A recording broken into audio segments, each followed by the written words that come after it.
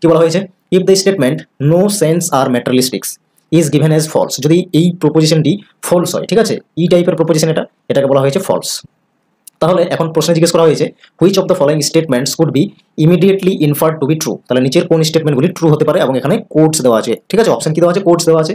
চলো আমরা টেবিলটি তৈরি করি। কি করব, 4টে কলাম 5টি রো দিয়ে একটি কম্বিনেশন করে টেবিল তৈরি করব। ওপরে যে স্টেটমেন্টগুলো আছে 4টা টাইপের সেগুলো বসিয়ে নেব। তারপর হচ্ছে লেফট কর্নার বরাবর ক্যাপিটাল টি, অপোজিট কর্নার বরাবর মানে রাইট কর্নার বরাবর ক্যাপিটাল, রাইট কর্নার বরাবর ক্যাপিটাল এফ থাকবে। উপরের দুটো রোতে কি হবে, স্মল এফ স্মল টি কম্বিনেশনে থাকবে, আর নিচের দুটো রোতে থাকবে ইউ মানে আনডিটারমাইন্ড, ঠিক আছে। এরপর আমরা কোয়েশ্চেন সলভ করতে শুরু করব। কি বলেছে, ট্রু হবে, যদি এটা ফলস হয় তাহলে ট্রু হবে কোন স্টেটমেন্টগুলো, ঠিক আছে। ট্রু হচ্ছে কোন স্টেটমেন্টগুলো দেখো, ই টাইপ মানে এটা হচ্ছে ই টাইপের কলাম, ঠিক আছে। এখানে ক্যাপিটাল এফ হবে, ফোকাস কি হবে, ক্যাপিটাল লেটার, কোশ্চেনে যা জিজ্ঞেস করবে সেটা হবে আমাদের ফোকাস। তাহলে এফ এইখানে রয়েছে, ই কলামে এফ রয়েছে এখানে, মানে এইবার আমাদেরকে দেখতে হবে হচ্ছে এই পুরো রোটা যে কোনগুলো ট্রু হচ্ছে।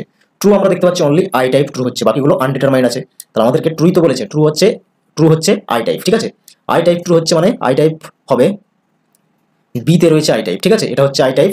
বাকিগুলো দেখো, এটা হচ্ছে এ টাইপ, এটা হচ্ছে ও টাইপ, এটা আবার এ টাইপ, ঠিক আছে। তো এখানে হচ্ছে অনলি বি, যেটা হচ্ছে অপশন নাম্বার 2তে। আশা করছি বোঝা গেছে।